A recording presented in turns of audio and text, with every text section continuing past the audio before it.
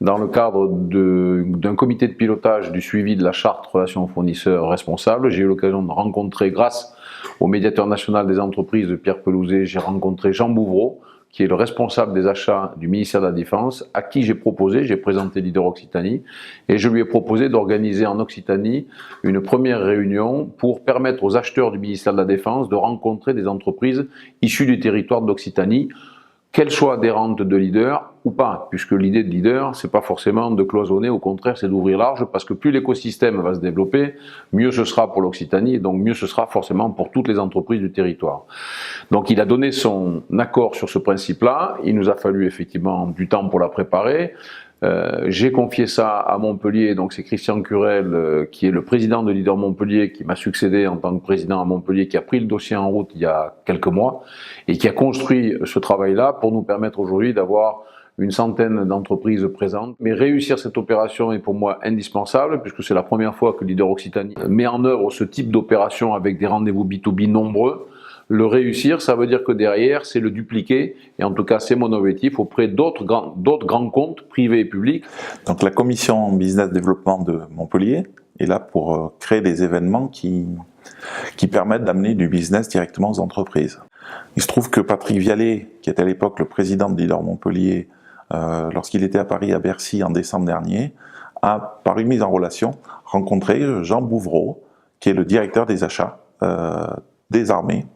Et donc, il a évoqué la possibilité de mettre en relation des entreprises avec les armées, en citant par exemple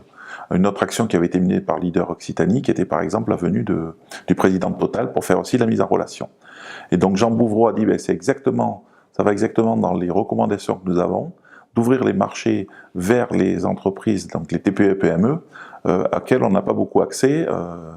nous qui sommes centralisés à Paris ou dans d'autres régions, et sur lesquelles effectivement on a finalement peu d'accès aux différentes TPE et PME. Et donc à partir de là, c'est monté